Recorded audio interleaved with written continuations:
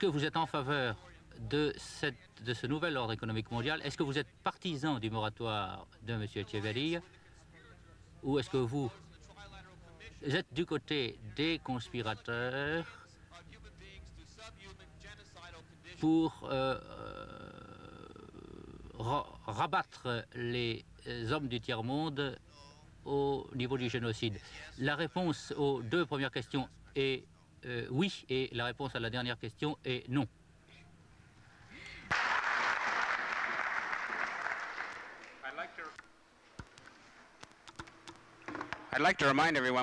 Je voudrais vous rappeler que nous n'avons que 45 minutes. Par conséquent, soyez brefs dans vos questions. Monsieur Harvey de Radio-Canada, Monsieur le Premier ministre, dans votre discours hier, vous avez parlé de la conspiration de l'amour pour sauver les problèmes du monde. Monsieur Balda m'a dit qu'il fallait l'action des gouvernements nationaux. Et je me demande si l'action internationale, les mesures internationales seraient complémentaires des mesures nationales. Eh bien, la délégation canadienne à cette conférence a été préparée par le Conseil des ministres. Nous avons fixé le mandat de la délégation, nous avons vu l'ordre du jour, nous avons pris certaines décisions. Et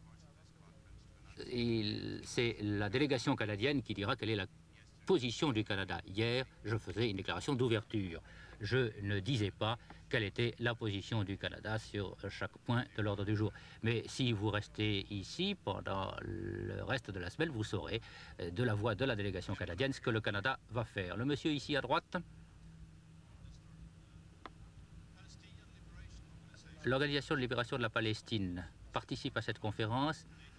Et si j'ai bien compris, il y a eu une certaine résistance de la part des citoyens du Canada. Est-ce que vous pouvez nous dire quels sont les problèmes politiques posés par l'Organisation de la libération de la Palestine?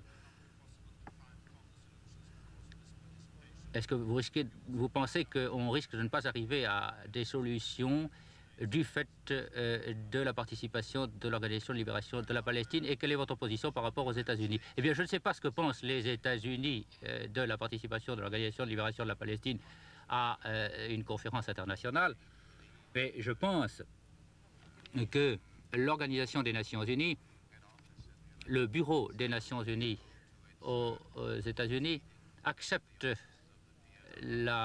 l'Organisation de libération de la Palestine sous les auspices des Nations Unies, et l'Organisation de libération de la Palestine est acceptée par les organisateurs de la conférence d'Habitat, et le Canada accepte cela. Would you please identify yourselves too?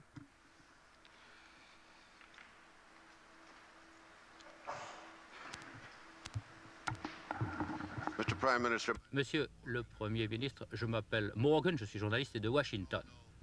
Comme nous le savons tous, là, si la haine se poursuit et engendre la violence et la destruction dans bien des parties du monde, dans deux des endroits les plus tragiques, il s'agit du Liban et de l'Irlande du Nord, est-ce que vous pourriez, aussi clairement que possible, nous dire comment vous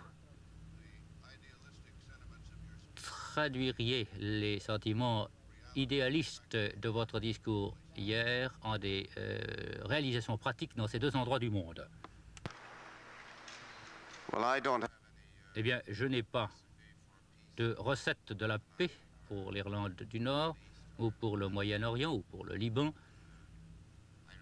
Je regrette que ces tragédies soient en cours, comme toute autre personne qui pense. La recette que je proposais hier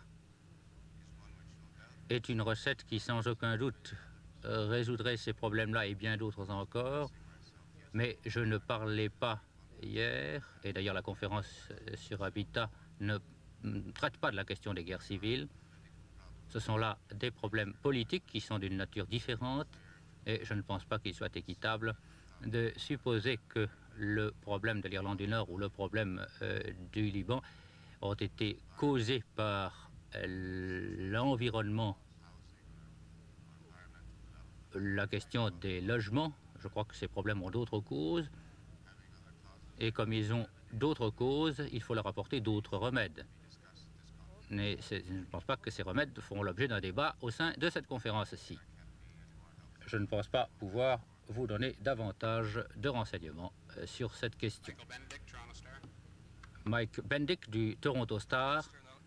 Monsieur le Premier ministre, au cours des derniers jours, vous avez paru très pessimiste. Vous avez dit que nous nous étions perdus, les villes n'étaient pas satisfaisantes, la société non plus. Comment est-ce que vous pensez que les Canadiens puissent avoir un espoir si vous êtes pessimiste? Et quelle est votre raison d'être de rester en politique, si c'est le cas, si vous êtes si pessimiste? Eh bien, donner un diagnostic sur une situation, dire que nos villes sont mal en point, ça ne veut pas dire que je suis pessimiste. Ça peut vouloir dire que vous comprenez les problèmes qu'il faut régler. Et l'une des façons de régler ces problèmes, c'est de rester au pouvoir, de passer des lois et d'adopter des politiques qui pourraient régler ces problèmes, participer à cette conférence, aider à organiser cette conférence. C'est un premier pas. Sans aucun doute, les sentiments à la conférence au cours des premiers jours, en comprenant les activités du forum, ces sentiments sont des sentiments d'espoir, d'encouragement. On a l'impression que finalement l'humanité commence à comprendre la portée du chaos dans lequel elle se trouve, la taille des problèmes. Et comme je l'ai dit hier matin, je pense que nous sommes en train de construire sur quelque chose. J'ai parlé de Stockholm, j'ai parlé de Bucarest, la population, j'ai parlé de Rome sur les aliments, maintenant les établissements humains, et un certain nombre d'autres conférences internationales. Cela montre l'acuité avec laquelle les gens comprennent que, d'une part, ils dépendent les uns des autres, et d'autre part, qu'il faut qu'ils agissent vite, s'ils veulent faire en sorte que la société et l'humanité ne continuent pas à descendre la pente. Je ne suis pas particulièrement pessimiste. Encore une fois, hier matin, j'ai dit au contraire que j'étais plus optimiste que pessimiste. Et après avoir rencontré bien des délégations au cours de la journée hier, je suis de plus en plus pessimiste. De plus en plus optimiste, pardon. Je crois qu'on veut faire quelque chose, c'est une volonté politique pour combler nos lacunes techniques et écologiques. Vous savez, si l'humanité avait des dizaines de milliers d'années pour s'adapter à la civilisation,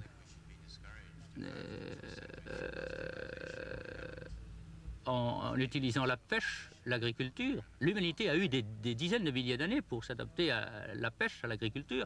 Et je crois qu'il ne faut pas être trop pessimiste quand on voit qu'en 200 ans, on n'a pas pu s'adapter à l'industrialisation. 200 ans, c'est très court pour l'humanité.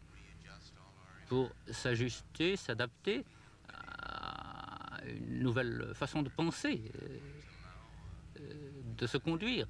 Jusqu'ici, l'humanité, je répète, a eu des dizaines de milliers d'années pour s'adapter à des modifications. Et maintenant, l'humanité doit s'adapter très rapidement. Lorsque on regarde la chose d'un point de vue un peu plus optimiste, on peut se dire que c'est une merveille que l'humanité ait réussi à survivre, qu'elle ne soit pas devenue folle du fait du rythme des inventions. Cela prouve que l'humanité est très résistante. Et un effort comme celui de cette conférence montre qu'il y a une volonté de résoudre ce problème. Par conséquent, je ne suis pas pessimiste. Je ne suis pas ici, je ne serai pas ici pendant 100 ans encore pour mettre au point cette philosophie. Mais je crois que le fait qu'on veuille le faire est un signe d'optimisme, d'espoir. Je m'appelle Dan Wilkinson du Canada. Monsieur le Premier ministre, étant donné le symposium de Vancouver qui a recommandé un moratoire sur les usines nucléaires à venir et étant donné le danger des déchets nucléaires et l'utilisation des matériaux nucléaires à des fins non pacifiques, est-ce que vous pourriez faire une recommandation au Conseil des ministres canadien pour que le Canada fasse un moratoire en ce qui concerne les usines nucléaires du Canada et deuxièmement que le Canada n'exporte plus de composantes d'usines nucléaires aux pays tiers et que le Canada fasse davantage de recherches pour mettre au point des formes plus meilleur marché d'énergie, surtout pour ce qui concerne les sources d'énergie renouvelables. Eh bien, j'espère que le gouvernement, comme les gens, fera preuve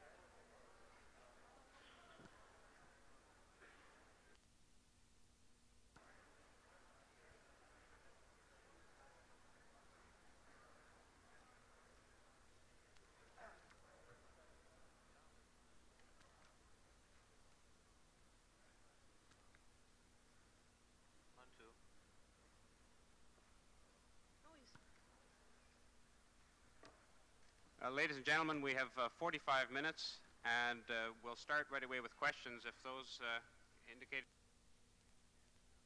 would raise their hand, and I'll point to you. Would you also identify yourself, the gentleman in the middle here? My name is Will Wirtz from the International Press Service. My question is, yesterday President Echeverria said that the New World Economic Order was becoming dangerously remote after Nairobi because of the categorical refusal of the power centers to negotiate. Those same power centers who are now engaged in a conspiracy of direct and indirect aggression against the Third World. He also identified the need for a debt moratorium and the industrialization of the developed sector as a context for the New World Economic Order. Close to the mic.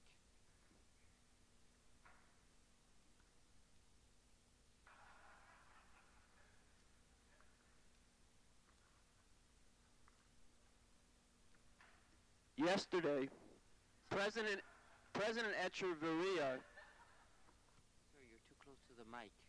New World Economic Order is becoming dangerously remote because of the categorical refusal of what he termed the power centers to negotiate with the Third World. He said those power centers were engaged in a conspiracy of direct and indirect aggression against the Third World. He additionally identified the need for a debt moratorium and expanded production in the industrialized sector to carry out development as the content of the New World Economic Order. At this conference, the power centers that Echeverria identified have pushed a policy of genocide under the cover of labor-intensive investment and deindustrialization. Do you support the New World Economic Order and the debt moratorium called for by Echeverria, or are you and your government in alliance with the conspirators, the Rockefellers and the Trilateral Commission, in an effort to relegate millions of human beings to subhuman genocidal conditions?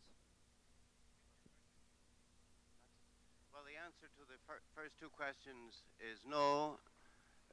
Is yes, rather, and the answer to your last question is no.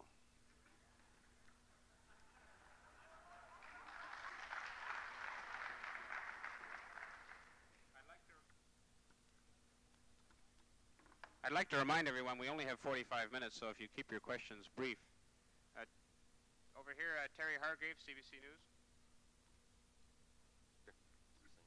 Mr. Prime Minister, in your speech yesterday, you spoke about a passionate love and a conspiracy of love to solve the world's problems. Mr. Waldheim said that in this conference, it was actions of national governments which would determine if it was successful or not at the outcome. I'm wondering, and that international action would be a supplement to that. I'm wondering if you could give us some indication of what policy steps you would take or your government would take to implement the suggestions you made in your speech yesterday. Well, naturally, in preparing the delegation, the Canadian delegation for this conference, the Cabinet went through the terms of reference for the delegation. We looked at the agenda and we made certain decisions. It's the job of the delegation in the course of this conference to enunciate Canada's positions. Yesterday I was making an opening statement. I was not indicating Canada's position on each item of the agenda. But if you stay around for the rest of the week, you'll find out more about what Canada is going to do. Gentleman over here on the right. Minister, the Palestinian Liberation Organization is participating in this conference, which, as far as I've understood from Canadian mass media, has met some resistance of the citizens of Canada. Would you point out which are the most political differences you see and problems with the participation of PLO and Israel? Are you, from the Canadian arrangements point of view, afraid that the conference will not be possible to find common solutions because of this participation? And could you also point out your difference toward the attitudes of the United States in the participation of PLO? Thank you. Well, I'm not aware of the position of the United States on participation of the PLO on international conferences. I believe that the UN head office in the United States accepts the PLO to its meetings under the auspices of the United Nations, and this is Canada's position. The PLO is accredited in certain fashions by the organizers of the Habitat Conference, and we accept that. Gentleman down here at near the middle back. You. Would you please identify yourselves too?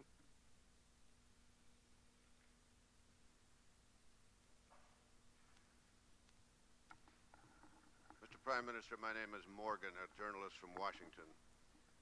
As we all know, hatred continues to spawn violence and destruction in many parts of the world, and two of the most tragic places that exemplify that today are Lebanon and Northern Ireland. Could you, in as candid way as possible, explain to us how you would translate the idealistic sentiments of your speech yesterday into reality and practical terms in those places?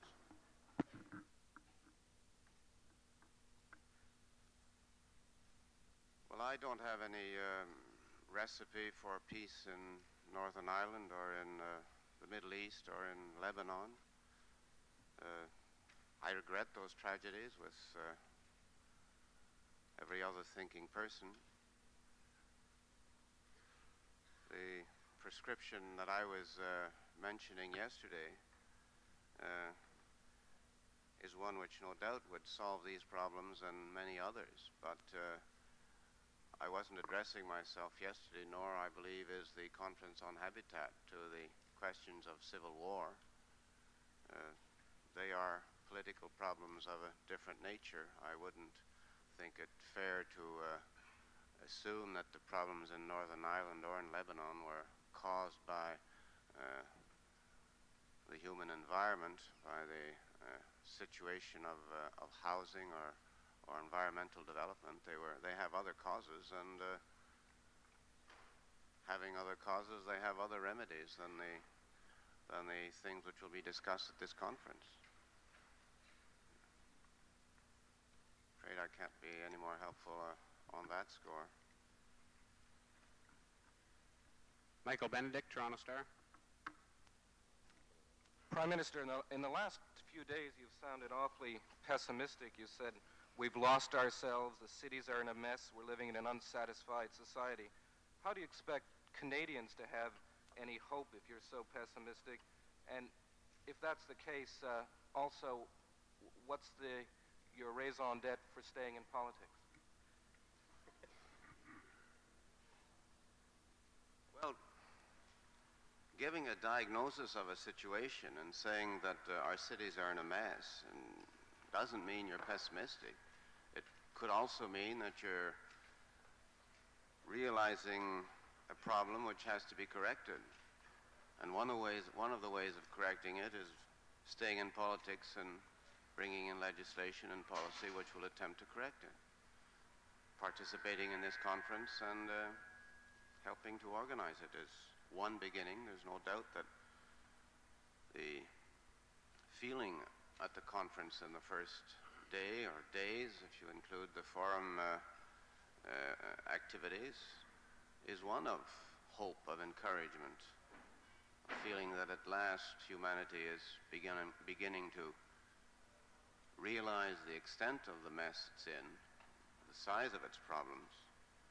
And as I indicated yesterday morning, I feel that we are building on something. I mentioned Stockholm and then Bucharest on population and then Rome on food and this now on the human environment.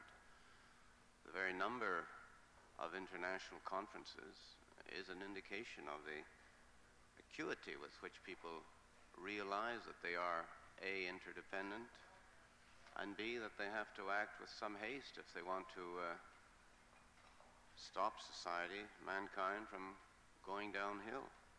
So I'm not particularly pessimistic. In my remarks yesterday morning, once again, I indicated on the contrary that I was more on the hopeful side than on the negative side, and I remain on that side after meeting many of the delegations in the course of the day. There's obviously a will here which is being translated into a political will, and a desire to do something about our lack of technology and mechanology. You know,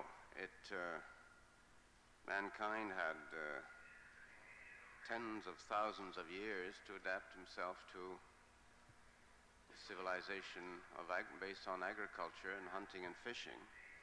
I don't think we should be discouraged if after 2 centuries of industrialization we haven't created a civilization and a culture and a philosophy which would assume this industrialization. 200 years is a very short period of time for humanity. It's a very short period of time to readjust all our inner modes of thinking and of behavior. I repeat, until now, humanity had tens of thousands of years to adapt to change. Now we're having to do it in a very short period of time, and you want to look at the more joyful side of it. It's a miracle. It's marvelous that we have survived these past 200 years without all going to seed or becoming completely mad with the pace of invention. It proves that mankind is very resilient indeed. And these efforts, such as that at this conference, are an indication that there's a will there to solve these problems. So I'm not pessimistic. I don't think I'll be around for the hundreds of years more needed to develop this philosophy, but the fact that there is a growing consciousness of the need for it is a hopeful sign. The lady over here on the left. Anne Wilkinson from Canada.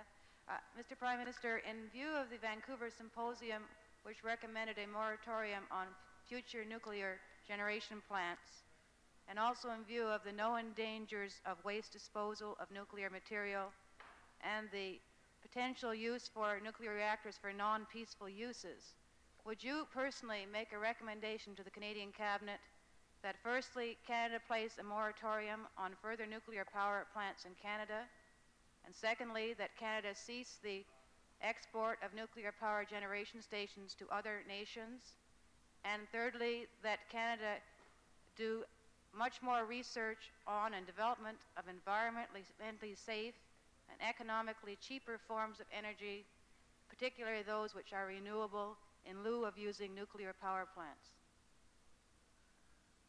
Well, I hope the government, like the people, will have an open mind on this type of question. I can give you an answer for now. I don't say the answer shouldn't be changed in 5 years or in a decade or in a generation. But for now, we've obviously expressed our concern about these questions, and we've answered them in the way that you know, that we are continuing to build nuclear power plants in Canada, and we're continuing to export them.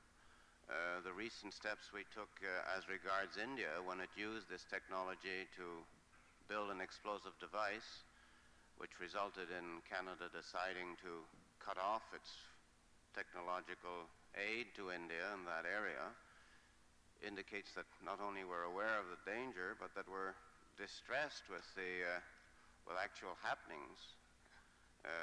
And we didn't take this step lightly. We took something like 18 months, I think, in talking it over with India. We suspended technological aid at the very outset after their explosion. But I think both sides made a genuine effort to try and find a solution, each respecting the objectives of the other.